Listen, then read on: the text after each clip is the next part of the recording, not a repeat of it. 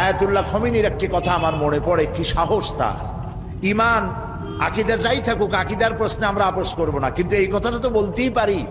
যখন আমেরিকা তাকে বলেছিল যে আমার দূতাবাস থেকে যে 56 জনকে গ্রেফতার করা হয়েছে আমেরিকান, এদেরকে ছেড়ে দাও, তা না হলে তোমার খাদ্য রসদ আমেরিকা থেকে যত সাহায্য যায় সব বন্ধ করে দেওয়া হবে। আয়াতুল্লাহ খমেনি জবাব দিয়েছিলেন আমেরিকান প্রেসিডেন্টকে, তুমি কারে খাবারের ভয় দেখাও? যেই জাতির বছরে 1 মাস না খাইয়া থাকা ফরজ, সেই জাতি তোমার খাবারের অপেক্ষা করবে? তোমার মতো কাফেরদের খাবারের কোনো পরোয়া আমরা করি না।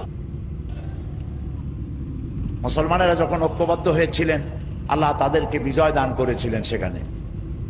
ঠিক এমনি করে পাকিস্তানে যখন সর্বশ্রেণীর ওলামায়ে কেরাম মুত্তাহিদায়ে আমল, মজলিস মুত্তাহিদায়ে আমল এ নাম করে যখন একটি সংগঠন